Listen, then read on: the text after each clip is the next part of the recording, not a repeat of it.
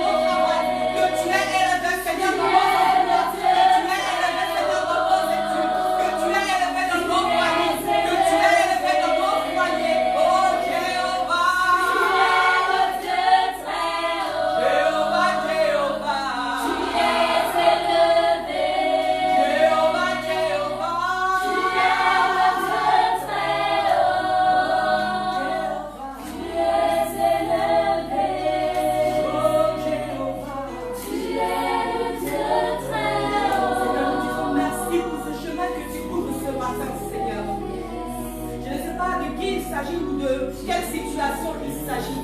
Mais je vois simplement un chemin qui est ouvert. Un chemin qui s'ouvre devant toi. Un chemin qui s'ouvre, un grand chemin qui s'ouvre. Ce matin, Seigneur, merci pour ta grâce sur la vie de ton enfant, Seigneur. Merci pour ta fidélité, Seigneur. Merci parce que là où il y avait une porte qui était fermée, Seigneur, toi tu ouvres le chemin, Seigneur. La Bible dit que tu es le chemin, la vérité et la vie, Seigneur. Nous voulons marcher à ta suite ce matin. Nous voulons encore plus de toi dans nos vies. Nous voulons encore plus te découvrir, Seigneur. Nous voulons voir encore ta grandeur dans nos vies. Sois élevé, sois élevé, sois élevé, sois élevé, sois élevé. Seigneur, sois élevé. Seigneur, sois élevé, sois élevé, sois élevé. Tu es élevé, Seigneur. Dans ce doux silence, Seigneur, tu es élevé. Seigneur, pendant que nous apprécions ta présence, nous déclarons qu'il n'y a que toi qui règne, qui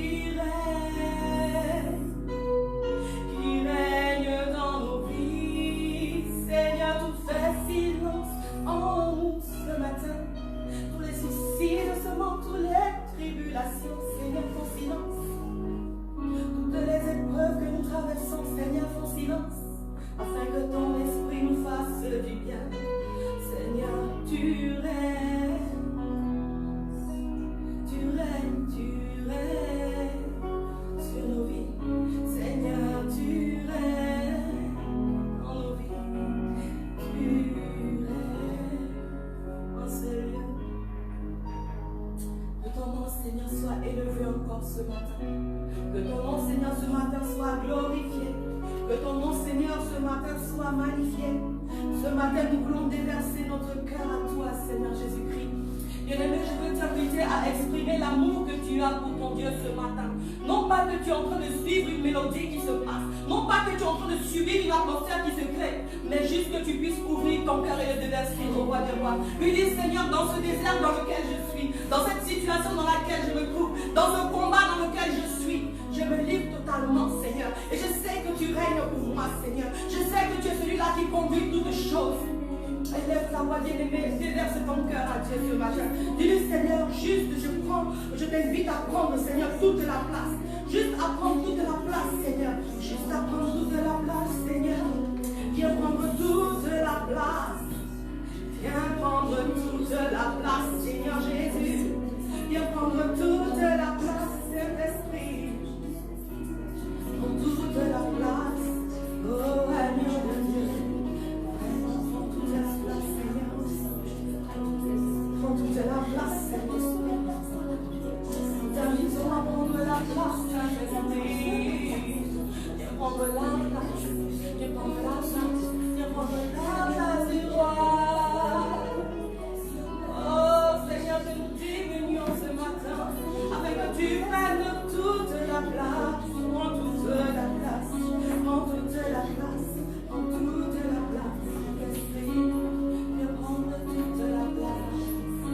Alors que Seigneur, nous avons ouvert nos cœurs ce matin pour exprimer l'amour que nous avons pour toi, Seigneur. Nous voulons encore t'inviter à prendre le contrôle, à continuer à bâtir ce moment, Seigneur, à continuer à faire du bien à nos âmes, Seigneur. Nous voulons entendre ta parole ce matin, que ce ne soit pas la parole d'une personne, que ce ne soit pas la parole de ma bouche, Seigneur, mais que ce soit la parole de ton esprit, Seigneur, qui parle à nos cœurs, qui touche nos vies, qui impacte nos vies, qui transforme nos vies, Seigneur. Nous voulons plus de toi, plus de toi.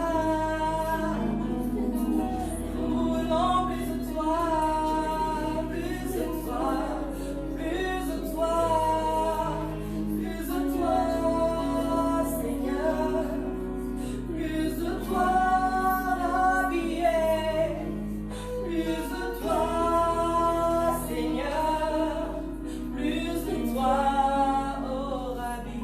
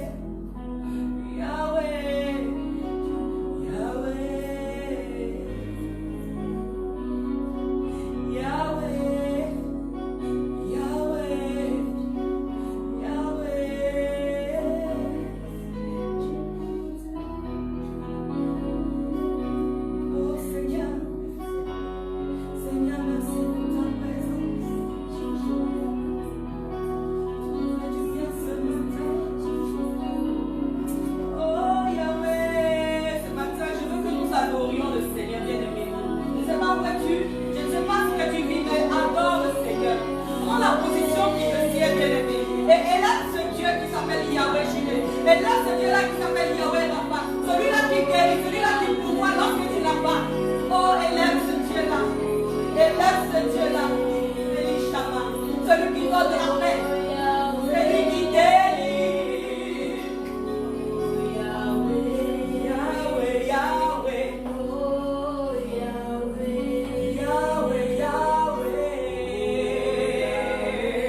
Yahweh, Yahweh. Yahweh,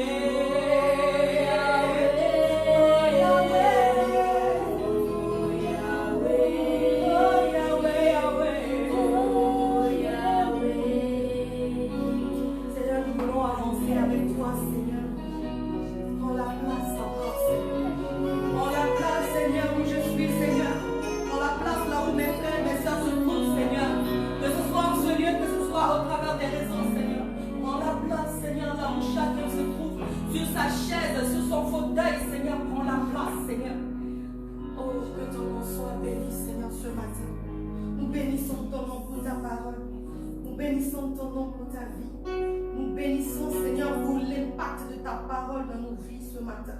Nous bénissons ton nom de ce que, Père éternel, tu nous donnes de pouvoir avoir les yeux ouverts, avoir l'entendement bien disposé, Seigneur, afin de recevoir de toi, Seigneur, quelque chose de nouveau, quelque chose de frais, quelque chose qui nous transforme pour la gloire de ton nom. Au nom de Jésus. Amen. Amen. Amen. Amen. Que le Seigneur nous bénisse ce matin. Amen. Amen. Il est bon d'adorer le Seigneur. Il est bon de pouvoir le célébrer. Il est bon de pouvoir dire, oh papa, je t'aime. Il est bon de pouvoir reconnaître quand Dieu fait quelque chose dans ta vie, que c'est Dieu qui l'a fait. Il est bon de pouvoir rentrer dans sa présence et juste l'adorer. Parfois, bien aimé, tu n'as pas besoin de beaucoup de choses, mais juste de l'adorer. Juste de dire, Seigneur, voici ma vie pour t'adorer. Voici ma vie comme un autel d'adoration. Alléluia. Ce matin, nous voulons encore dire merci, Seigneur, pour ce dernier dimanche de ce mois d'août. Nous voulons dire merci à Dieu pour sa parole. Nous voulons dire merci à Dieu pour ce qu'il nous a donné tout au long de ce mois, d'entendre et de recevoir quelque chose de lui. Alléluia. Nous voulons dire, Seigneur, viens pour prendre la place. Alléluia. Dans ma vie, viens pour prendre la place. Là où ma vie n'est pas attachée à ta vie. Alléluia. Là où ma vie manquait de toi. Amen. La Bible nous dit quoi? Que nous sommes le sel sur cette terre. Mais si notre vie même manque de la saveur, quel sel est-ce que nous devons être? Alléluia. Ce matin, toujours dans ce thème du mois sur la consécration à Dieu, nous voulons demander, nous voulons écouter quel est le but de notre consécration à Dieu. Le but de ma consécration à Dieu, c'est quoi? Les disciples pouvaient dire à Dieu, mais on te suit, qu'est-ce qu'on gagne? On suit le Seigneur, c'est pourquoi? On veut s'attacher à Dieu, se mettre à part pour lui. Pourquoi, bien-aimé? Alléluia. On veut sacrifier nos choses, nos affaires auxquelles nous sommes attachés, nos habitudes. Pourquoi? Alléluia. Chaque chose que nous faisons a un but, a une finalité. Chaque chose que nous entreprenons a un objectif à atteindre. Alors, depuis que nous avons prêché, on t'a dit c'est quoi la consécration, pourquoi, etc. Mais aujourd'hui, certainement tu as pris la décision. Mais tu fais cette consécration à Dieu pourquoi? Amen. Est-ce qu'on s'est posé la question, bien-aimé? C'est un culte participatif. Ce n'est pas un culte monologue. Amen. Tu t'es posé la question pourquoi tu te consacres?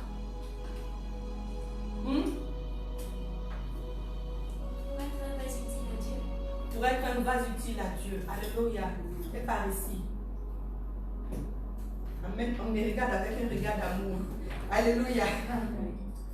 Oui. Personne ne s'est posé la question par ici. Être à part pour servir le Seigneur. Alléluia. Je vais te dire un truc. Il faut noter ça quelque part. Amen. Il y a un dimanche de cela, on avait appris quelque chose de nouveau. Vous vous souvenez? C'était quoi? Le nazi. Est-ce que vous pensez que ceux qui sont derrière la caméra là, nous entendent? Amen. Le nazi. Le nazirien. Alléluia. pour dire que aujourd'hui encore, tu devrais te donner un nouveau mot. Amen. C'est ton TSA qui est la réponse au but pour lequel tu te consacres. Amen. C'est quoi le TSA? Alléluia. C'est la transformation pour le service de Dieu. Alléluia. Qui confirme par notre attitude que nous sommes consacrés. Alléluia. Je vais reprendre.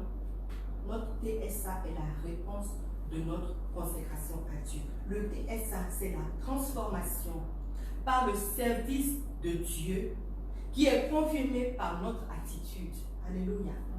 Donc si tu veux savoir quel est le but pour lequel tu te consacres à Dieu, il faut connaître qu'est-ce que le TSA. Amen.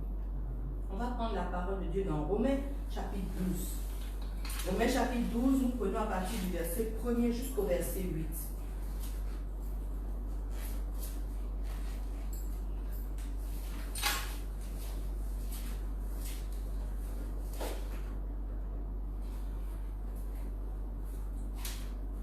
Amen. Romains 12, verset 1 à 8. Je vous exhorte donc, frères, par les compassions de Dieu, à offrir votre corps comme un sacrifice vivant, saint, agréable à Dieu, ce qui sera de votre part un culte raisonnable. Ne vous conformez pas au siècle présent, mais soyez transformés par le renouvellement de l'intelligence, afin que vous discerniez quelle est la volonté de Dieu, ce qui est bon, agréable et parfait. Alléluia. Verset 3.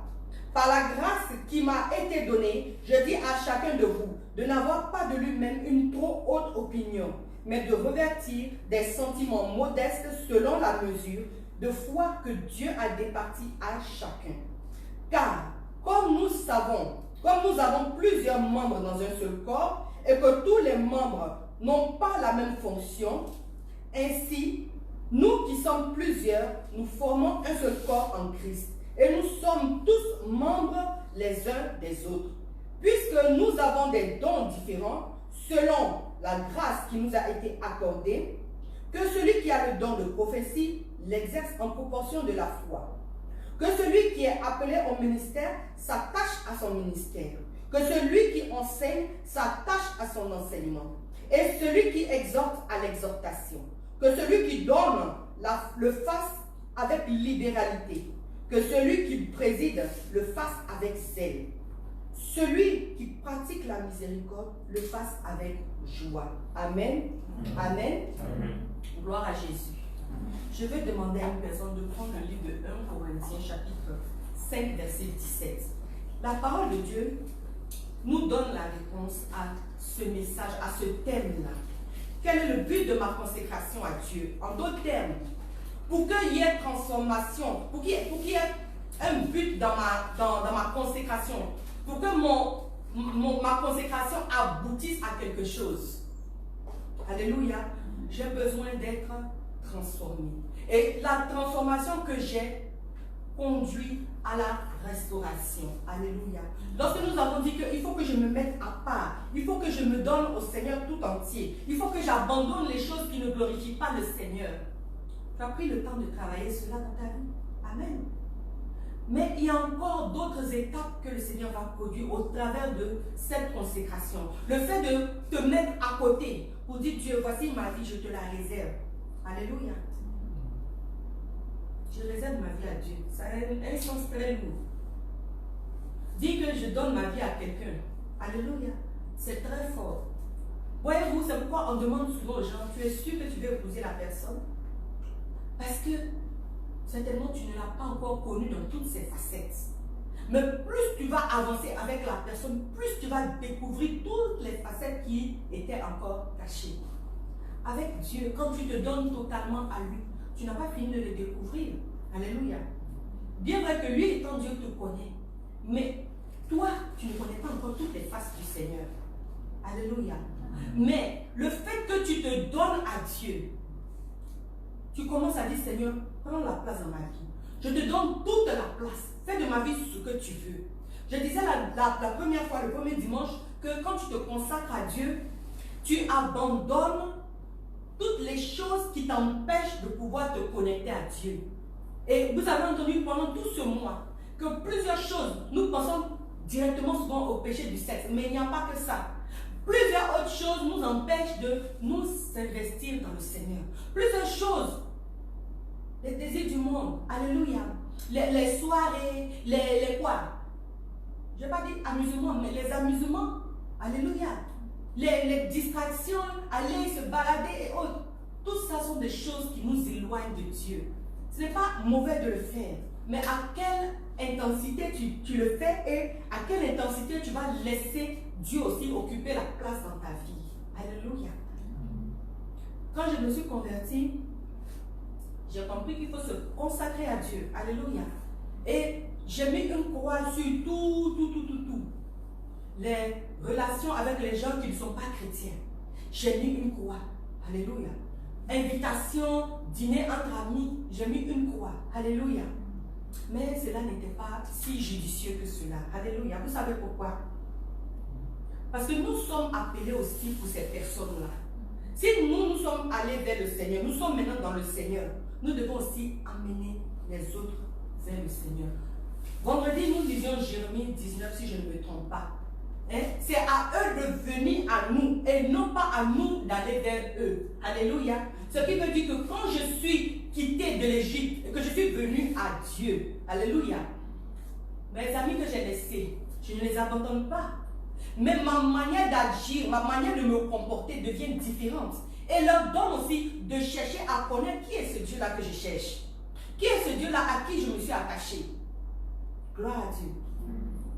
Et donc, quand tu donnes ta vie à Dieu, tu dois certes abandonner les choses qui t'empêchent d'avancer avec Dieu. Mais tu ne dois pas oublier quelle est la mission que Dieu t'a donnée. Gloire à Jésus. Je disais le premier dimanche, quand Dieu nous a appelés à faire quelque chose, il nous donne normalement tout le plan. Peut-être tu as été distrait, peut-être tu n'as pas posé la question. Deux personnes marchent-elles ensemble sans être convenues au préalable? Non. Si je marche avec Christelle, c'est qu'elle et moi nous avons discuté. Si je marche avec Larry, c'est que lui et moi nous avons discuté et nous sommes entendus. Et c'est un contrat. Même si ce n'est pas un contrat légalisé, c'est un contrat moral. Alléluia. Et donc nous sommes engagés avec Dieu à le servir. Mais bien aimé, si tu ne sais pas où tu vas, c'est compliqué. Tu dois t'asseoir. Si tu as raté cette étape-là et demander, revenir à Dieu, dire Seigneur, je marche avec toi, c'est pourquoi. Gloire à Dieu. Quand nous sommes, depuis Genèse, dans le jardin d'Éden, Dieu a dit quoi? Qu'il nous a donné la vie éternelle. Mais à cause du péché d'Adam et Ève, ou sinon d'Ève et Adam, alléluia, mais d'Adam et Ève, parce que Adam était responsable d'Ève. Gloire à Dieu. Amen. Et je vais en venir tout à l'heure encore dans le A de TSA. Quand Adam et Ève ont péché, à ce moment-là, bien aimés, ils ont perdu tous leurs droits. Ils ont perdu tout ce qu'ils devaient posséder. Alléluia. S'en est suivi quoi? Les disputes. C'est à cause de toi, on nous a chassés du jardin d'Éden. On avait tout. À cause de toi, on a tout perdu. Alléluia. S'ensuit quoi? La perte de l'autorité. Alléluia. Aujourd'hui, tu vois un animal et tu as peur de l'animal. Lui aussi, il a peur de toi, mais tu ne sais pas qu'il a peur de toi. On était allé quelque part dans le Sénégal ici, avec les enfants et papa. Et voici que on traversait la route en voiture, au milieu de vraiment la végétation, la nature. Voici un troupeau de singes qui veulent traverser. Ils étaient plusieurs troupeaux. Donc au fur et à mesure que tu avances, ils sont là et ils cherchent à traverser. Mais dès qu'ils voient la voiture, ils rentrent en brousse. Plus personne ne traverse. Alléluia. Papa a fait demi-tour. Allez voir les singes. Donc vous voyez, les enfants avaient envie de voir. Et tu vois toutes sortes de tailles de singes, des gaillards, des couleurs même que je ne savais pas qui existaient chez les singes. Amen. Amen. Et les voici, ils sont arrêtés et puis ils regardent. Toi aussi, si c'était, peut-être on n'était pas dans la voiture, nous on allait les regarder, chercher à courir peut-être. Mais les animaux étaient en train de fuir. Alléluia. Parce qu'ils connaissent leur place, ils connaissent ta place. Mais toi, en tant qu'homme, à l'image de Dieu, tu ignores cela. Les chiens passent, j'ai peur du chien. Les chats même peut-être, j'ai peur du chat. Et surtout au Sénégal, ici, on ne sait pas si c'est chat ou bien si c'est autre chose. Hein? Donc nous avons peur. Mais l'animal lui-même qui connaît ta position, alléluia, il te respecte, mais toi-même tu sais pas. Alléluia. Donc nous avons perdu notre autorité. Et quand tu continues dans ça, qu'est-ce qui s'est passé? Les disputes et autres. Voici maintenant esprit de culpabilité peut-être chez Ève. Voici maintenant Adam qui a la colère là-bas. Et voici qu'ils sont allés loin du jardin d'Éden, chassés, en train de tourner sur la terre là-bas. Voici leurs propres enfants. Ils ont donné naissance à 2 enfants. Et 2 enfants, l'un qui va même jusqu'à tuer son frère. Gloire à Dieu. Lorsque tu n'es pas consacré à Dieu, lorsque tu n'es pas mis à part pour Dieu, voici plusieurs choses qui peuvent arriver dans ta vie. Ces choses-là sont le fruit du péché, les conséquences de notre péché, qui nous donnent d'avoir une vie qui est bizarre, une vie qui n'est plus à la gloire de Dieu, une vie qui ne ressemble plus à ce que Dieu a prévu initialement pour nous. Initialement, Dieu a prévu que tu sois prospère à tous les égards. Initialement, Dieu a prévu, et quand on dit prospère, ce n'est pas l'argent seulement, hein. C'est l'état de ton âme, l'état de ta vie, la qualité de la vie que tu as, la santé que tu as. Gloire à Dieu. Donc, Dieu avait prévu toutes ces choses-là, mais à cause de notre péché, de notre renoncement à lui, voici que toutes ces choses-là arrivent dans notre vie. Donc, lorsque tu commences à donner ta vie à Dieu et que tu te mets à part pour lui, Dieu commence à faire ce travail-là en toi. La Bible dit que Jésus est venu pour nous racheter. Et lorsque nous acceptons Jésus, à ce moment-là, nous commençons à nous mettre à part et Dieu commence à faire le processus de quoi? La guérison divine. Alors, il y avait peut-être des choses en nous, conséquences du péché. Alléluia. On t'a trahi, tu as mal au cœur. On t'a insulté. Pourquoi on t'a insulté? Tu faisais quoi et on t'a insulté? C'est pas parce que tu étais certainement en train de prêcher. C'est pas parce que tu étais certainement en train de servir Dieu. Mais c'est tellement que tu avais une attitude qui a donné l'autorité à l'autre de t'humilier. Et à ce moment-là, tu perds ta raison d'être. Le péché va emmener quoi encore? La maladie, bien aimée. Le péché envoie la maladie. Il ne faut pas croire que la maladie vient parce que simplement le corps il est défaillant. Oui, il peut avoir des défaillances. Mais qu'est-ce qui conduit cette défaillance-là? C'est une porte spirituelle qui est ouverte. C'est toi-même qui as ouvert une porte physiquement. Amen. Mais quelque chose s'est passé et qui t'emmène à cet état-là. Mais par la grâce de Dieu, quand tu viens dans la consécration, Dieu ôte toutes ces choses dans ta vie. Dieu fait un nettoyage dans ta vie. On dit curer son âme. Quand on va dire tout à l'heure, venez, on va faire la cure d'âme, beaucoup vont avoir de la gêne, de la réticence. Quand mon père spirituel m'a dit, on va faire ta cure d'âme. Oh, bien aimé, je n'étais pas encore bien converti, même si j'avais accepté Dieu. Mais je n'avais pas encore fini de bien me convertir. Et puis, il y avait la honte, la culpabilité. Curer l'âme, c'est quoi? Toi et ton père spirituel, toi et un pasteur, vous asseyez. Et on cure ton âme. C'est-à-dire, on passe en revue dans ta vie tout ce qui est. Ce que tu as fait. Ce qui n'est pas bon, ce qui est bon, tu dis tout. Comme on va dire, ce n'est pas raconter sa vie, mais c'est mettre en évidence les choses cachées dans ta vie. Oh, j'ai fait la sorcellerie, tu vas citer. Oh, j'ai fait la fornication, tu vas citer. Oh, j'ai fait, et quoi là? Bestialité, je vais citer. Oh, mes rêves, voici ce que je vois. Oh, voici. Oh, je suis allé même faire initiation dans une secte. Toutes ces choses, tu vas les citer. Pourquoi? Parce que tu as besoin que Dieu vienne opérer une délivrance dans ta vie. Tu as besoin que Dieu maintenant vienne apporter une transformation dans ta vie. Il y a des choses que nous faisons, ce sont des alliances que nous tissons sans même nous en rendre compte. Amen. Tu as reçu une invitation, tu vas, et voici, tu ne sais pas de quoi il s'agit. Mais à ce moment-là, c'est un premier contact pour commencer le premier niveau de quelque chose qui va t'amener quelque part aussi. Gloire à Dieu. Souvent, on va par sympathie, on rentre dans certaines choses. Oh non, c'est une association, c'est ceci, c'est cela. Beaucoup de choses du diable sont masquées et déguisées. Il faut avoir le discernement et demander au Seigneur, révèle-moi ce que je vais aller faire. C'est bon ou pas bon? Est-ce que ma place y est? Bien même que tu peux y aller, mais que ton esprit ne s'attache pas là-bas, que l'alliance ne soit pas concrétisée.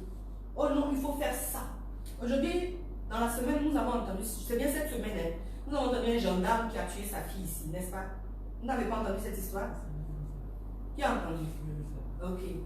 Quand la police est venue enquêter pour savoir, mais tu as tué ton propre enfant, pourquoi? Oh non. Son sang est quoi? Prophétique. Oui, oui. Il devait lui sacrifier son enfant pour pouvoir. Il avait voilà, comme mission de sauver l'humanité. Oh yeah. Qui est venu pour sauver l'humanité? Il n'y a que Jésus. Donc pour sauver l'humanité, il faut que tu tues ton enfant. Dans quoi ce monsieur-là s'est mis? Dieu seul le sait. Et quoi? Ma femme aussi avait cette mission-là. Je vais taire un peu tous les détails, mais voici. Si vous allez chercher cette histoire, vous allez avoir les détails et vous allez comprendre que vraiment faisons attention. Faisons attention à où nous allons, ce que nous entendons. Ce que nous entendons devient une chose qui mûrit dans notre esprit et qui nous conduit à poser des actes. Voici qu'est-ce qu'il a entendu. Voici quelle alliance il allait contracter, qui l'a emmené jusqu'à tuer son enfant. Et il dit sa femme aussi avait cette mission-là avec lui. Elle avait un rôle à jouer dans cette mission. Je veux croire que ce n'est pas la mère qui a mis au monde cette fille-là. Peut-être sa belle-mère, on va dire ça, parce que souvent on dit les belles-mères ne sont pas gentilles. Je veux croire que c'est sa belle-mère. Parce qu'une maman qui a porté un enfant pendant 9 mois, avec tout ce qui s'ensuit, va s'associer avec un papa et tuer l'enfant. Oh Jésus, délivre-nous. Gloire à Dieu. Nous avons besoin que Dieu vienne ôter tout ce qui a été mis dans nos vies. Les blessures de notre vie. Oh, voici, on m'a violé. Oh, voici, on m'a frappé. On m'a maltraité. Et toutes ces choses-là te suivent pendant toute ta vie. Jusqu'à, tu n'es pas sauvé, bien-aimé. Parce que bien même que tu es en train de servir Dieu, ces choses-là te fatiguent. Ces choses-là influencent ton comportement. Ces choses-là influencent ton adoration. Ces choses-là t'éloignent de Dieu. Donc tu as besoin de dire, Seigneur, voici mon cœur. Voici ma vie. Voici ce que j'ai traversé dans ma vie. J'ai besoin que tu me guérisses. Gloire à Jésus. Si tu ne passes pas par cette étape de dire, Seigneur, transforme ma vie, il n'y aura aucune évolution. Est-ce qu'on se comprend? Nous avons besoin de ce que Christ nous transforme. J'ai donné un verset tout à l'heure, n'est-ce pas? 1 Corinthiens 5, verset 17. Ça veut dire quoi? Que quand je viens à Christ, je suis quoi? Une nouvelle créature. Et les choses anciennes sont passées. Toutes choses deviennent nouvelles. Moi, je ne comprends pas que je vienne dans le Seigneur et puis il n'y a pas de différence dans ma vie. Ça répond à quoi? Jésus, c'est pas un problème d'amis. Il avait les disciples, il avait la foule. Dans les disciples même, il y avait un qui était censé ne plus être. Un qui était censé être un traître, qui était un traître. Amen. Donc chacun qui était là autour de lui, là, parmi les 12, il en restait 11. Les 11 là ont poursuivi leur mission. Celui-là même qui était le 12e, aussi, il a accompli sa mission parce qu'il avait une mission comme ça. Mais tu peux être dans le Seigneur et il n'y a rien qui change chez toi. Pierre était quoi? Quelqu'un de très sanguinaire. Mais quand on poursuit après, toute l'histoire, on ne parle plus de cet homme colérique, de cet homme sanguinaire. Tu peux avoir ce tempérament-là. Chacun de nous a un tempérament. Alléluia. Tu peux être colérique, tu peux être flegmatique, tu peux être... il y en a 4, aide-moi. Etc., n'est-ce pas? On va revenir là-dessus une autre fois. Et tu peux avoir tous ces tempéraments-là. Mais n'empêche que l'Esprit de Dieu peut te donner de marcher avec la bonne attitude. Encore faut-il que tu le veuilles. Pierre est allé jusqu'à faire quoi? Couper l'oreille d'une soldat. Jésus lui a dit une parole. Et il a guéri le monsieur. Il a opéré le miracle. Non, ce gars-là, il devait même se convertir sur place. Mais bon, il avait une mission accomplie. Gloire à Dieu. Donc, Pierre a changé. Ce tempérament colérique-là, il l'a employé à avoir plus de zèle pour annoncer l'évangile, plus de zèle à impacter des vies. Mais aujourd'hui, tu es colérique dans le monde là-bas, tu viens dans le Seigneur, cette colère est toujours là, elle se manifeste tous les jours. Dès qu'on te touche net, tes poils là s'irrissent. Dès qu'on te marche sur le petit orteil, tu es énervé. Alléluia. Il faut que Dieu nous guérisse. Souvent des attitudes comme ça, c'est parce qu'il n'y a pas eu de guérison en nous. Il n'y a pas eu de transformation divine en nous. Et on ne peut pas avancer. Tu vas avancer, tu vas reculer. Tu vas arriver à un certain niveau. Alléluia. Oh, bien-aimé, tu vas être une grande servante, un grand serviteur de Dieu. Mais avec cet esprit-là, avec ces attitudes-là, tu vas redescendre aussi rapidement que tu es monté. Pour dire que tu ne peux pas évoluer. Tu peux avoir cette attitude-là dans même ton travail, dans ton foyer, et puis on te fait sortir de ton foyer. Et tu deviens chômeur.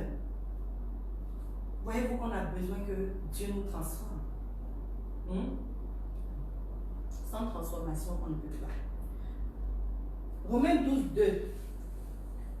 Quelqu'un a une version là-bas? Romains 12, verset 2. Romains 12, verset 2. Alors la parole dit, ne prenez pas comme modèle le monde actuel, mais soyez transformés par le renouvellement de votre intelligence pour pouvoir discerner la volonté de Dieu, ce qui est bon, ce qui lui plaît et ce qui est parfait. Amen. Je lis une autre version que j'ai ici, 8 secondes. Ne vous conformez pas au siècle présent. C'est-à-dire le temps où nous sommes là. Il ne faut pas s'aligner là-dessus. La manière dont le monde est en train de fonctionner là, ne cherchons pas à imiter ça. Mais soyez transformés par le renouvellement de l'intelligence afin que vous discerniez quelle est la volonté de Dieu, ce qui est bon, agréable et parfait. C'est-à-dire que nous sommes dans ce monde-là avec un fonctionnement. On dit les mondialistes ont décidé quelque chose. Et c'est ce qui se fait dans l'actualité que nous connaissons. Amen. Maintenant, voici qu'il y a plusieurs attitudes qui sont en train de se développer. Les gens commencent à être dans le stress, l'inquiétude. Mais la Bible dit quoi? Quand j'ai reçu le Seigneur, j'ai l'assurance de mon salut. Même si je meurs ici, là, alléluia, je sais où je m'en vais. Amen. On ne veut pas mourir, on fait attention. Mais si c'est le temps que Dieu a choisi pour nous de partir, nous sommes dans l'assurance. Et nous n'allons pas laisser le stress, la peur nous envahir. La peur, c'est un instrument diabolique. Alléluia. Quand la peur entre en toi, ça envoie la mort. La peur nous envoie à la mort, bien-aimé. Ça commence à te créer quoi? Des palpitations. Ça commence à t'envoyer quoi? Des cauchemars. Ça t'envoie quoi? Une instabilité. Alléluia. Et à force d'avoir ce stress-là, ça envoie quoi? Crise cardiaque, etc., etc. Alléluia. Nous voulons croire que nous sommes dans ce monde-là. Corona va passer. Il y a autre chose qui va arrêter. Mais nous continuons de croire que tout ce qui est en train de se faire, aujourd'hui c'est mode de ceci, demain c'est mode de cela. Mais nous, en tant qu'un enfant de Dieu, Dieu doit renouveler notre intelligence. C'est-à-dire que notre manière de penser là ne doit plus être la même. Si hier je trouvais normal, peut-être, d'aller en couple avec quelqu'un alors que je ne suis pas mariée, je me révise. Amen. Si je trouve bon que quelqu'un est en couple avec sa femme et puis je m'en vais me mettre là-bas, je me révise. Alléluia. Si je trouve bon que quelqu'un a son projet, comme aujourd'hui c'est l'actualité en Côte d'Ivoire, c'est mon projet et puis je prends son projet comme le mien. Alléluia. Dieu doit venir transformer toutes ces choses-là en nous. Nous devons apprendre à compter sur Dieu pour nous aider à ne plus avoir la même manière de penser. Si tu as la même manière de penser qu'hier, c'est qu'il y a un problème. Gloire à Jésus. Dieu vient pour rétablir notre relation. Lorsque nous sommes transformés, cela nous emmène à la restauration. Cela nous donne le pouvoir d'avoir une relation avec Dieu qui est rétablie. Quand Adam et Ève sont partis du jardin d'Éden, la Bible dit que chaque fois Dieu venait visiter Adam et Ève. Mais lorsqu'ils sont sortis du jardin d'Éden, ce n'était plus la même chose. Ce n'était plus la même chose, bien aimé. Mais lorsque Jésus est venu, il a dit quoi? Je m'en vais, mais je vous laisse le consolateur. Avec lui, là, tu peux causer à chaque instant. Avec lui, là, tu peux avoir un ami fidèle qui est toujours là. Ami fidèle veut dire que c'est ton compagnon de tout le temps. Il fait bon, il fait mauvais, il est là. Tu es content, tu n'es pas content, c'est qu'est-ce qu'il est là. Gloire à Dieu. Continuons un peu dans la parole de Dieu. Nous avons dit que notre TSA est la réponse de notre consécration. Nous voulons être transformés ou être restaurés et nous voulons aussi quoi? Servir Dieu. Le but de ta consécration est aussi le service que tu donnes à Dieu.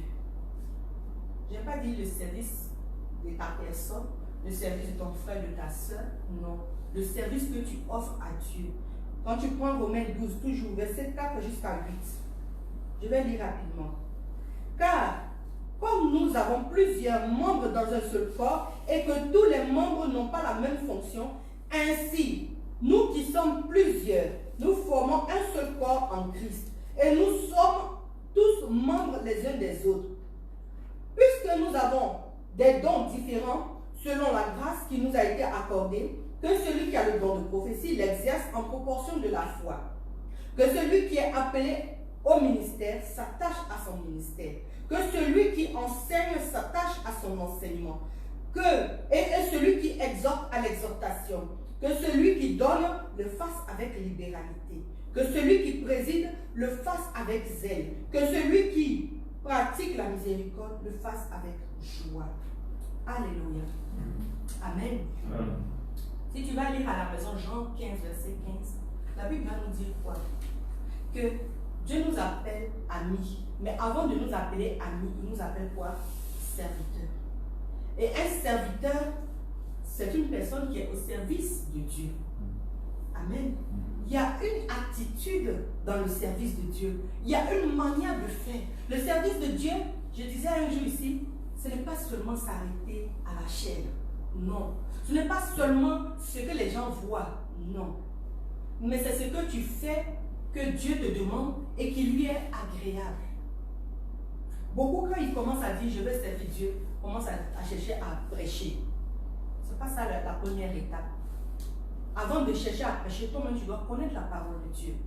Tu dois chercher à découvrir qu'est-ce qui est caché comme mystère dans la parole de Dieu. Tu dois chercher à savoir aussi qu'est-ce que Dieu t'appelle à faire. Amen. Tu peux être dans l'église et peux passer toute ta vie comme ça jusqu'à ce que Dieu t'enlève sans rien faire. Ce n'est pas possible. Un enfant de Dieu est appelé à servir Dieu.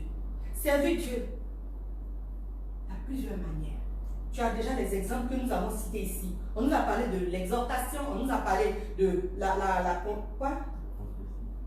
la prophétie, oui. On nous a parlé de la libéralité, de celui qui préside, donc nos modérateurs.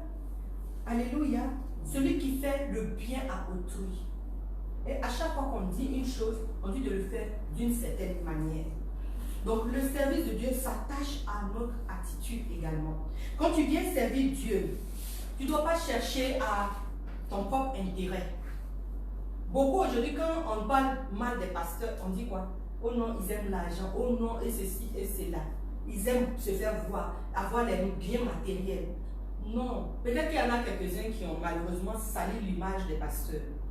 Mais un serviteur de Dieu, c'est celui qui recherche quoi? Premièrement, le royaume des cieux. Et ensuite, toutes choses lui sont données par-dessus.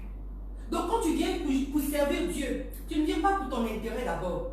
Tu ne viens pas pour qu'on te regarde. Tu ne viens pas pour qu'on dise que, oh, ta soeur elle chante bien. Ou quand elle chante, non, les gammes, elle monte dans les... Ouh là là. Non. Je suis à l'accueil, mais je ne suis pas là pour montrer ma sape ou ma forme.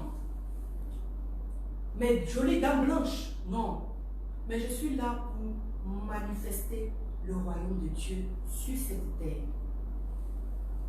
Ma vie, elle est là pour être un témoignage pour la gloire de Dieu. Ma vie, elle est là pour que Dieu puisse faire quelque chose au travers de moi, dans la vie d'une personne. Gloire à Jésus. Il y a des personnes qui, aujourd'hui, se cherchent. Elles savent pas, je dois faire quoi? Bon, comme ma soeur, elle fait ça, je dois aussi faire. Comme dans ma famille, c'est dans la musique, il y a des familles comme ça. Hein? Vous connaissez Shekinah? C'est beaucoup de frères et sœurs qui étaient là-dedans au départ. D'autres sont sortis, sont maintenant des solos. D'autres sont restés. Amen. D'autres sont auprès du Seigneur. Mais c'est Dieu qui a permis cette circonstance. C'est Dieu qui permet que dans cette famille, dans certaines familles, il n'y ait que des prophètes. C'est Dieu qui permet que dans certaines familles, il n'y ait que des musiciens ou des chantres. Alléluia. Mais il peut aussi permettre que dans une famille, il y a aussi des intercesseurs, des prophètes, des chants, etc. Pour dire que Dieu nous appelle de manière individuelle. Ce n'est pas parce que aujourd'hui, ma soeur est en train de faire, ou bien je vois quelqu'un qui fait, Je vous ai raconté quand j'ai commencé le piano. Avant de commencer le piano, j'ai fait la guitare. Mais j'ai fait la guitare, pas par premier choix forcément d'amour. J'aime la musique, j'aime le chant. Mais je voulais maintenant faire la musique. Mon premier choix, c'était le piano. Mais je n'avais pas les moyens. Hein, j'étais élève, je ne pouvais pas fatiguer ma maman qui venait déjà à l'école privée. Je ne pouvais pas fatiguer mes parents. Mais il y avait une soeur dans l'église. Waouh, quand la soeur Sabine joue à la guitare, mon Dieu, ça te donne envie. Est-ce que vous entendez? Ça te donne envie. Et c'est là que mon choix a commencé à fluctuer. Je dis, oh donc, à cause de mes moyens, je commençais à faire des calculs. Soit je vais faire le piano, soit je vais faire la guitare. J'ai présenté ça au Seigneur, j'ai prié. Mais Dieu il nous exauce aussi, hein, mais pour nous mettre aussi parfois à l'épreuve. Et j'ai commencé à faire la guitare. Peut-être, je n'ai même pas fait 6 mois. Hein, et puis j'ai abandonné. Je me suis consacrée à mon ministère et aux autres activités. J'ai abandonné carrément la musique. Je faisais le chant, mais tout ce qui est instrument, j'ai même donné ma guitare. Gloire à Dieu. Mais voici que des années après, ça me rappelle. Ça me rappelle et je cherche un piano. Je commence à apprendre. J'appelle un frère, il m'apprend. Et c'est comme ça que je me suis remise. Mais je donne cet exemple-là pour dire quoi? Par envie, je me suis précipitée vers la guitare. L'église où j'étais, vraiment, c'est une église bénie. Et je la cite, on appelle ça l'Assemblée chrétienne de Toulouse. À l'ACT, quand tu vas, il y a des chants qui chantent dans Jeunesse en mission. Il y a des chants, j'ai oublié les noms, qui sont très connus. Très connus même en Afrique chez nous. Au Gabon comme en Côte d'Ivoire. Il y a Elisabeth Boubouz, il y a Fabienne Ponce. Vous allez chercher. Et ce sont des gens, quand ils chantent leur cantique, vraiment, il y a studio de musique, il y a tout. Gloire à Dieu. Même quand on doit faire l'évangélisation, nous avions une chorale chrétienne qui va dans les maisons de retraite, qui va dans les événements pour chanter, pour que les gens on puisse les évangéliser. C'est dans ce groupe-là même que je me suis plus investie. Pour dire que j'aurais pu m'arrêter. De la même manière que j'ai attrapé le frère pour dire, oh, donne-moi les partitions, je vais apprendre la guitare. J'aurais pu m'arrêter pour m'asseoir pour dire, ah, apprenez-moi aussi le piano. Tout y était bien aimé. Tout y était. Professeur de chant au Tiana. Et il chante lui-même, jusqu'à on dit célèbre là, il y en a. Vous connaissez Jeunesse en mission, comment ils chantent? On chante jusqu'à des années après on chante leur chant. On dit que c'était la qualité. Mais à cause de j'ai envie, je me trompe de chemin. Si j'avais pris mon temps pour commencer le piano bien aimé, aujourd'hui là je n'allais pas bégayer ici. Hein? Mais toi elle est glissée ici sur le piano. Gloire à Dieu. Mais l'envie. Et voilà comment beaucoup d'entre nous nous trompons. De là où Dieu nous appelle. Peut-être qu'il y a un domaine dans lequel Dieu t'attire. Mais à cause de l'envie, oh, je suis en train de voir la femme là. Quand elle fait comme ça donne envie. Oui, c'est bien. Mais qu'est-ce que Dieu a besoin de faire pour toi, avec toi? C'est différent d'avec l'autre. Et tu ne sais même pas quel est le sacrifice que l'autre fait. Oh, je veux exhorter. Alléluia. Mais quand je vais exhorter, est-ce que je connais même la parole de Dieu? Pas forcément. Est-ce que je fais des recherches? Je vous ai dit ici la dernière fois. Quand tu lis la Bible, il faut lire ça de beaucoup de manières. Hier, on a mis ici quoi? Indirect, non? Et il y avait déjà même la grammaire là-bas. Pour dire qu'on a besoin de connaître beaucoup de choses avant de faire certaines choses. Donc, avant de t'engager dans une chose où Dieu ne t'appelle pas, tu vas perdre du temps, de l'énergie, peut-être même de l'argent. Oui, parce qu'il y a des formations que tu vas payer. Aujourd'hui, si on nous apprend à chanter gratuitement ou à jouer les instruments gratuitement, ce n'est pas sûr que pour être performant, ce sera toujours gratuit. Il faut pouvoir payer pour que tu reçoives la qualité. Amen. J'ai fait ici pendant le temps de dire confinement, soi-disant confinement. Il y avait un frère qui venait ici, il m'a appris. Mais quand le frère a eu son truc à faire, je ne le vois plus. Je ne le vois plus jusqu'à aujourd'hui. Mais si j'avais peut-être sorti l'argent pour dire, voici salaire, voici frais d'inscription. Larry même m'avait parlé d'un frère, mais j'ai eu peur. Mais si tu investis à ce moment-là, bien aimé, de toute façon tu fais comme ça pour lever l'argent. De toute façon tu vas bien prendre cette chose-là en main. Pour mieux apprendre, mieux maîtriser et puis mieux servir Dieu. Donc il y a un prix à payer aussi quand tu sers Dieu. Ne se lève pas pour servir comme on veut, quand on veut, mais comme Dieu veut. Dieu m'appelle à quoi? Je suis appelé à quoi? Balayer. Il y a des gens quand ils balayent la salle, ils restent. Hier, n'est-ce pas? On faisait la mise en place ici hier. Et voilà, quand on pousse les choses, voici des secrets qui sortent. Mais avant, Christelle, tu es témoin avant la dame d'avant, quand elle pousse les choses, non, mais tu es d'accord. Il y a des gens, quand ils vont laver, ils vont même se courber, surtout ici au Sénégal. Mais maintenant, le nouveau style, tu attrapes comme ça et puis tu fais un style à l'européenne. C'est pas mauvais, mais si tu le fais bien, gloire à Dieu. Voici un peu notre manière de servir Dieu est importante. Là où Dieu nous appelle et que nous soyons là, c'est important. Ne pas se disperser, bien-aimés. La manière de servir Dieu, elle est importante. Jacques chapitre 1, verset 22. Qu'est-ce que Jacques dit là-bas? Quelqu'un est là-bas déjà? Jacques 1, 22.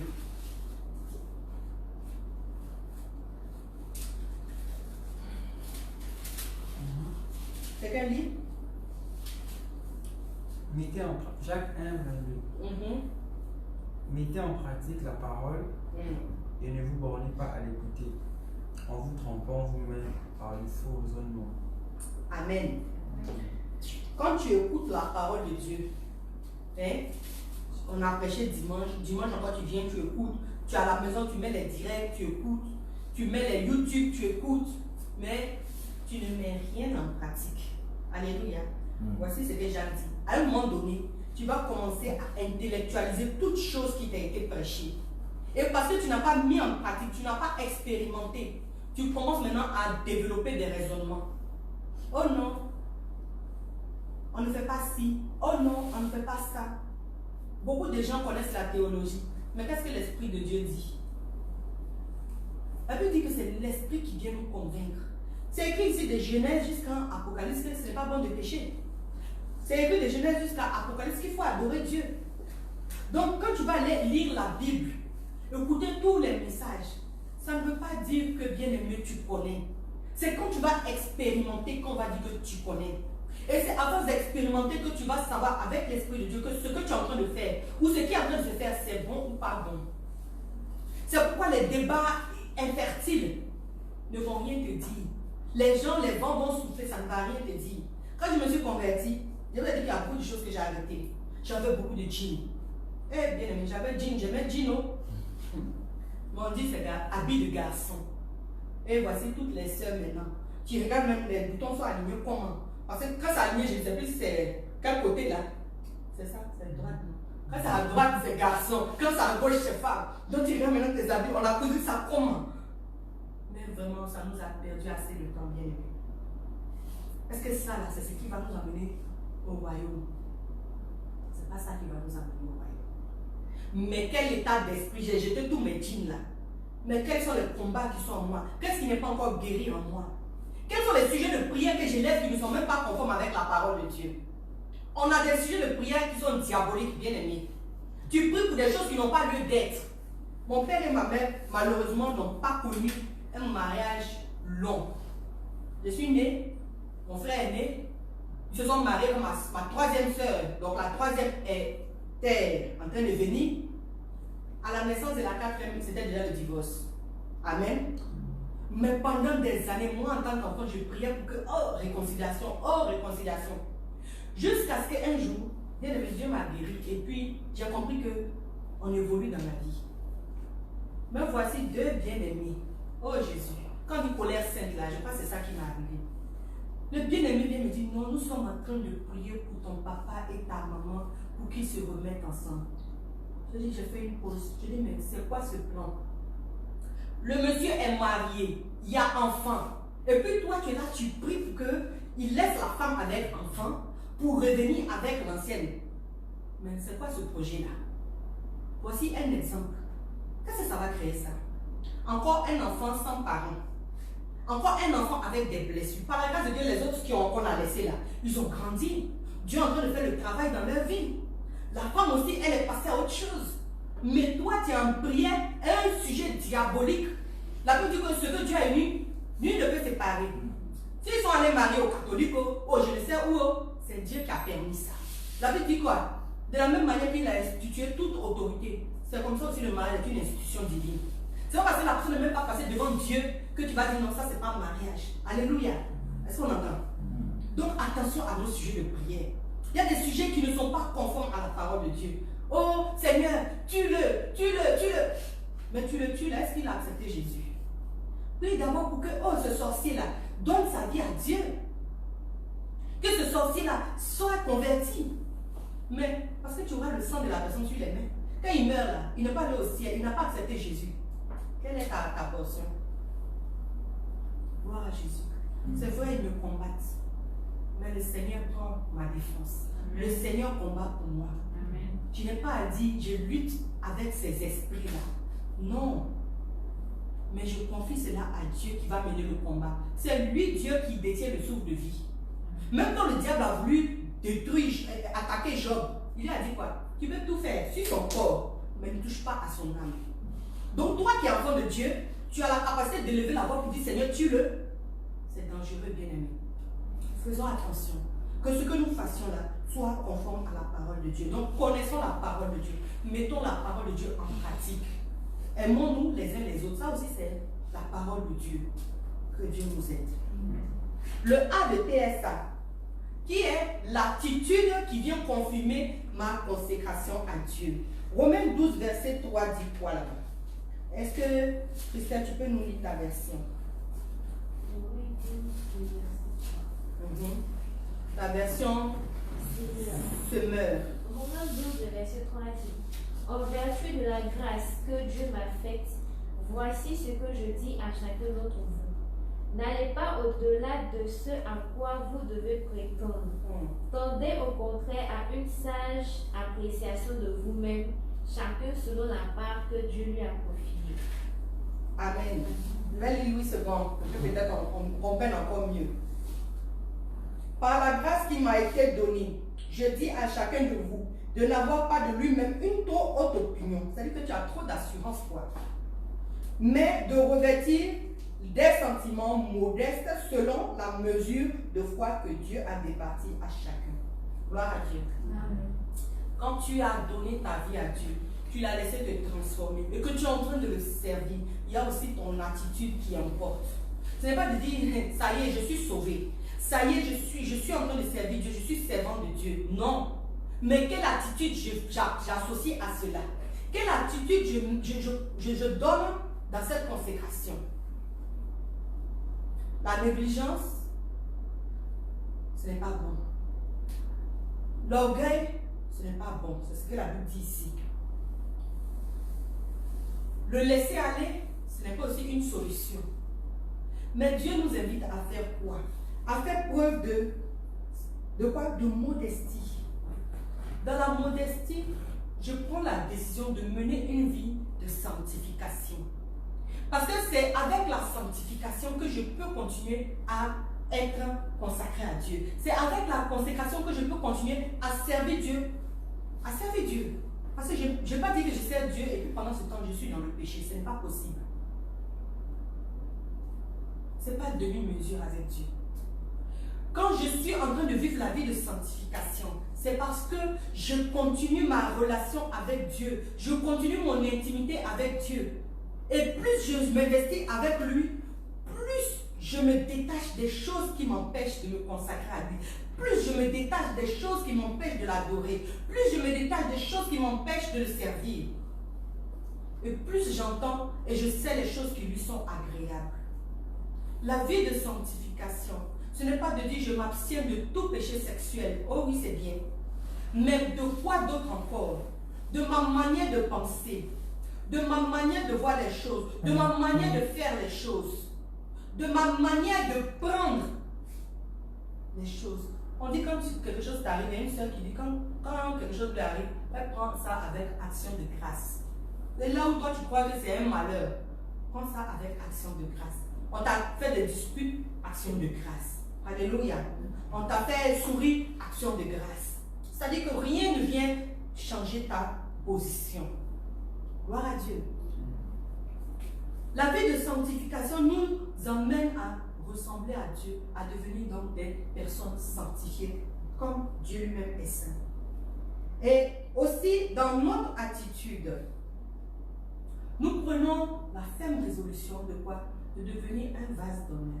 Quand je prends cette ferme résolution, je dis que je fais attention à ma vie. Je sais que ma vie est une vie précieuse. Je sais que ma vie est une vie importante. Oh bien-aimé, quand tu prends l'éponge, je parle aux femmes en particulier, quand je prends l'éponge et puis je frotte, je sais que ma peau là, elle est délicate. Je fais attention comment je mets la pommade. Amen. Bon, on va me dire, il y a des femmes qui ne mettent pas de pommade, c'est vrai, il y en a. Amen. Mais je veux dire par là, la manière dont tu prends soin de toi, c'est comme ça que tu dois prendre soin de ta vie spirituelle. C'est comme ça que tu dois prendre soin du vase d'honneur que tu es. Le vase d'honneur que tu es, c'est un tout. C'est le fond de ton cœur, ton intérieur, ton être intérieur. C'est la manière de vivre au quotidien. C'est tes relations. C'est ta manière d'entreprendre les choses pour Dieu. Ne pas t'asseoir et attendre, mais anticiper. Dire, oh là là, il y a un besoin. Personne ne fait, je vais aller. L'attitude encore, c'est d'avoir l'attitude de disciple. Un disciple, c'est quoi? C'est une personne qui vient auprès d'une autre pour apprendre. Et cette personne-là, quand on dit je suis disciple, elle a l'attitude du disciple. C'est-à-dire l'état d'esprit d'un apprenant et pas d'un sachant. Quelqu'un qui apprend sera toujours en train d'écouter. Quand tu es en cours, le professeur parle, tu es là et puis tu notes. Ah, ici là, x au carré, quoi. Racine carré 2, quoi, Pythagore. Bon, tout ça là, j'ai un peu oublié, mais tu es là, tu es attentif et tu notes. Et chiffre d'affaires, et te gale. Et tu écris. Et quand tu rentres, tu retournes, tu lis encore. Et tu vas faire encore d'autres recherches. Mais c'est comme ça le disciple. Je cherche d'abord qui est supérieur à moi, qui peut m'apprendre. Pierre, Jean, Jacques, etc. Ils ont laissé ce qu'ils avaient pour suivre Jésus, pour apprendre de Jésus. Parce que Jésus était l'être supérieur. Ils n'ont pas suivi Jean-Baptiste. Jean-Baptiste aussi avait ses disciples qui l'ont suivi en son temps. Et ils ont appris. Le disciple n'est pas celui qui va se balader à gauche et à droite. Aujourd'hui, beaucoup de disciples, ils sont aujourd'hui chez Zachée, demain ils sont chez Jacques, après demain ils sont chez Zébédée. Alléluia. Le disciple aussi, c'est une personne fidèle. C'est une personne qui sait rester là. Il fait beau, il est là. Il fait mauvais, il est là. Quand les disciples sont allés voir, aidez-moi, Jean-Baptiste en prison, vous posez la question, cet homme-là, Jésus, qu'est-ce que tu en penses? Alléluia. Ils n'ont pas abandonné, la Bible n'a pas dit qu'ils ont abandonné Jean-Baptiste parce qu'il était en prison, hein, et parce qu'il y a un nouveau maître qui s'appelle Jésus qui est supérieur. Non, ils sont restés fidèles à leur maître. Et ils ont poursuivi leur mission. Mais aujourd'hui, où nous sommes là? Ah, il y a une nouvelle église qui est ouverte ici. Hein. Oh, telle puissante église, le pasteur là, il a créé l'église ici. Hein. Bon, on y va. Et c'est comme ça qu'on se balade d'église en église. Il y a des gens, c'est leur ministère, se balader d'église en église. Que cela ne soit pas ton partage. Sois attaché quelque part. Parce que lorsque tu es quelque part, est-ce que vous avez déjà vu un arbre? On le déracine ici, on le plante là-bas. On le déracine là-bas, on le plante encore ailleurs. À la fin, la bien-aimée, ça c'est même... Déjà que tu l'as déraciné une fois là, il a déjà perdu ses racines. Mais alors, imagine combien de fois tu as été déraciné pour être replanté. Déraciné, replanté. Tu n'auras plus de vie en toi. Tu n'auras plus de vie. Donc, il faut t'asseoir quelque part. Si tu penses et que tu as reçu que c'est ici, assieds-toi, apprends. Jusqu'à Dieu va t'emmener quelque part. Tu sais, par l'expérience que j'ai eue, si je quitte l'église, c'est que c'est le temps de Dieu. Pour arriver ici, là, bien aimé, on ne s'est pas levé comme ça. C'est un long processus. Pendant que Dieu dit faites, on a passé près de 2 ans avant de venir. Bien aimé, c'était un combat. Ça peut arriver comme ça que là où la relation était bonne, belle et agréable, tout devient bizarre. C'est-à-dire que l'amour disparaît. C'est même pas ce qui s'est passé. L'amour disparaît. Mais bien aimé, tu restes là, tu es assis. Hein? On pète ici et puis on prêche sur toi, comme on dit. Tu es assis.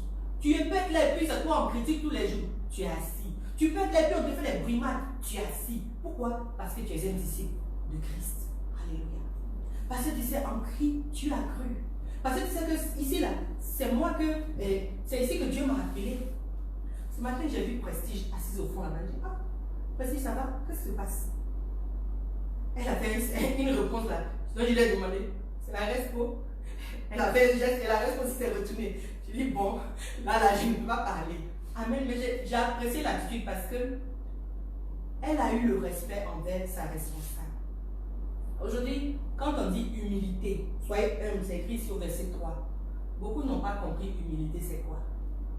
Il y a des gens, quand tu les vois aujourd'hui, ils sont normaux, entre guillemets normaux. C'est-à-dire, quand je dis normaux, ils sont agréables à tous, ils ont une attitude serviable envers tous, ils sont cordiaux envers tous. Mais le jour où vous commencez à devenir serviteur, alléluia, tu te demandes si ce n'est pas le diable même qui est en train de se manifester. Amen. Oui, il y a des cas, moi, jusque là, il y a des gens, je me pose des questions. Parce que c'est comme si c'est maintenant la vraie nature qui va se révéler. Quand on parle d'humilité, ça veut dire que tu acceptes d'être brisé. La manière dont Prestige s'est assise là-bas, je ne sais pas c'est quoi la situation. Peut-être après, elle va m'expliquer ou bien la reste que je vais demander pour m'informer. Mais je ne vais pas parler dedans. Parce que c'est la respo. Si vous avez vu, quand on est là-bas, je suis là-bas en bas. Je ne suis pas au-dessus. Et c'est comme ça partout où je vais. Ce n'est pas parce que je suis pasteur. Mais quand je sais que où je suis, il y a une autorité, je me soumets. Amen. Et c'est en cela que nous sommes bénis. Mais il y a des gens, vous voyez, en ce moment-là, imaginons, c'est un exemple que je crois que ça ne va jamais arriver. Prestige, elle est soumise. Mais imaginons que devant Dieu, voici la prophétesse Prestige. Amen. Donc, Prestige, maintenant, vous la voyez ici en action. Elle prêche, Dieu se manifeste, l'onction est là, tout et tout. Dieu opère les miracles, guérison par-ci, par-là. Vous êtes tous surpris, Dieu va faire quelque chose. Amen. Et voici que Prestige, pendant que Dieu est en train de faire, Prestige commence à changer de comportement. Elle vous regarde, vous les jumelles avec qui vous dormez, peut-être le même matelas, de haut maintenant. C'est-à-dire que devenir droite comme un bâton. Tu ne peux même pas saluer Prestige. Les dents de Prestige ne sortent plus. Vous connaissez Prestige joyeuse, non? On ne voit plus de sourire de Prestige. Alléluia. Voici une autre qualité de personne. Je ne vais pas dire de serviteur. C'est vilain. Quand tu es appelé à servir Dieu, là, tu dois être aussi agréable à tous. Il y a l'éthique, oui. Mais l'éthique, là, ne doit pas t'empêcher d'être agréable à tous. Hé, fais ça ici, comme ça là-bas. Ça répond à quoi, bien aimé? C'est pas ça qui va montrer que tu as l'autorité. Vous savez, on donne souvent l'exemple de ces papas qui te regardent souvent avec des yeux. Et tu sais ce qu'il y a lieu de faire. Dans le silence. Amen. Ce sont des autorités. Mais ce n'est pas une attitude dure envers les gens, méchante même parfois. Gloire à Dieu. Il y en a qui le font, mais je le déplore. Et je t'invite que demain, quand tu vas servir Dieu, et même aujourd'hui où tu es en train de le faire, ne sois pas dans l'arrogance envers ton prochain. Ça ne répond pas à quelque chose. Ça n'appelle pas la bénédiction. Vous savez, la bénédiction là, parfois on n'a pas besoin d'ouvrir la bouche pour dire tu es béni. Mais qu'est-ce qu'il y a dans le cœur des gens envers toi? Ça aussi, ça amène la bénédiction comme la malédiction. Et quand Dieu voit que tu es en train d'attrister son enfant, qu'est-ce qu'il peut penser de toi? Amen.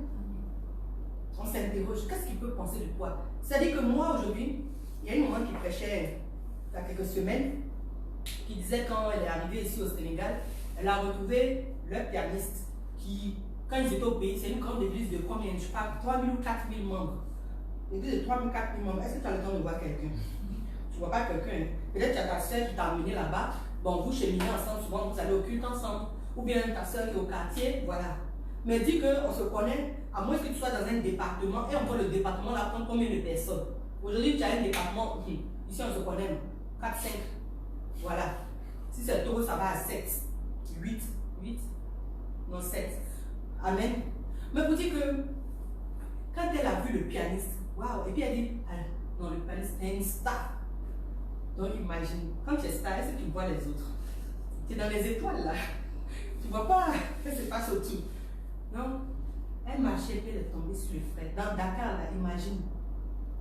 Quand tu arrives, tu connais personne, tu découvres seulement le tiers, tu ne comprends pas, il n'y a pas les choses du pays, tu es bizarre, hein? Tu n'as pas de frère ou de soeur. Donc elle a vu le frère, elle le connaît, c'est une star. Hé, frère. Et là, il la regarde, mais tu es qui?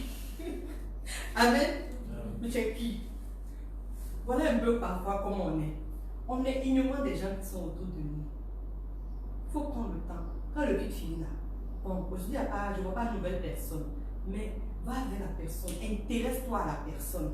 C'est pas on a dit amen et puis bon, je prends mon sac à main, je m'en vais. Parfois, c'est une bonne attitude parce que ça évite certaines choses. Ça évite de marcher avec les gens qui aiment le Congo sale. Quand tu es là, on a fini le culte, au lieu de continuer en action de grâce, tu commences maintenant le péché. Tu emmènes ton frère et ta soeur dans le péché. Parfois, c'est bon de faire comme ça, tu prends ton sac et puis tu t'en vas. Mais il est bon aussi pour des frères et des soeurs de demeurer ensemble. Tu vas vers la personne, tu vois son visage aujourd'hui, là, il n'y a pas de joie. Qu'est-ce qui se passe? Oh, Prestige, ça va, tu as supporté quand même aujourd'hui. Parce que tu es loin de nous, là, ça fait un peu le moral. Oh, gloire à Dieu. Et ainsi de suite. Tu vois que tout va bien, tu peux maintenant aller à la maison. Mais tu te suffis, ce n'est pas une bonne attitude. Que Dieu nous en délivre. Alléluia. Amen. Alléluia. Amen. Aussi, la bonne attitude. Ne pas nourrir de rivalité. Ça ne donne rien. Les rivalités, c'est-à-dire tu es là, peut-être même l'autre même ne te voit pas. Mais tu penses que tu es en compétition avec l'autre. Quand Cynthia chante, non mais, moi je chante mieux qu'elle. Regarde, le gamme qu'elle fait, moi je chante en si. Elle chante pas en do seulement. Bon, si c'est pas vrai, elle chante les choses que moi je chante. Amen. C'est comme ça, toi seul dans ta tête parfois, tu crées des rivalités. Quand tu vois la sœur maintenant, tu es fâché. Tu as des comportements avec la sœur. Ce n'est pas une attitude d'une personne qui est consacrée à Dieu. Ce n'est pas une attitude même qui glorifie le Seigneur. Sors de là-bas. Regarde la personne à côté de lui. Il faut sortir. Ah! Alléluia. Vous savez que la différence de Larry, je peux compléter. Ma différence, Larry peut compléter. Amen. Et les deux jumelles, Chérie, Cynthia, chacune peut compléter l'autre. Et c'est comme ça que chacun de nous, dans notre différence, on peut se compléter. Les différences que nous avons sont une richesse. Si nous tous on se ressemblait ici, là, je ne sais pas quelle est la plus-value. Ou bien, si on était tous pareils, ce serait bien. Imaginez-vous, nous sommes sur une photo, et puis c'est la même couleur de visage, même couleur d'habit. On voit quoi comme différence? Rien. Rien du tout. Donc que Dieu nous aide à vraiment voir la richesse en l'autre. C'est-à-dire que ce que toi tu n'as pas là, regarde chez l'autre là, combien c'est joli. Cherche peut-être à obtenir aussi la chose. Ou à voir comment mon frère tu fais pour avoir cette chose. Gloire à Dieu. Amen. Nous voulons que notre vie, comme nous l'avons prêché tout au long de ce mois, soit une vie qui soit consacrée à Dieu. Nous voulons que, à partir de maintenant, chacun de nous puissions prendre un engagement envers Dieu. Un engagement qui va nous donner de pouvoir avoir une vie transformée pour le service de Dieu, avec une attitude qui confirme notre consécration. Amen. Amen. Nous voulons que notre vie ne soit plus une même vie qui était hier en Égypte. Nous voulons que notre vie, quand quelqu'un nous regarde, amen, quand tu vas prendre vacances, tu vas aller au pays, on te dira, ma fille, tu as changé d'air. Oh ma fille, tu n'es plus la même personne. Eh ma copine, c'est comment? Mais on dit quoi? Et tu n'es plus dans ces causeries-là. Amen. Tu n'es plus, comme on dit, dans ces dégagements-là. Parce que rien de cela ne t'apporte quelque chose. Et tu n'as qu'une seule chose. Tu retournes même à l'église où tu étais. Et maintenant, on voit que tu es au service. Tu n'es pas simplement venu pour faire de la figuration. J'ai porté tel habit, j'ai envoyé tel sac du Sénégal, tel tissu du Sénégal. Non. Mais on voit quelque chose qui en toi se dégage. Amen. Amen. Tu vas te lever. Nous allons prier le Seigneur.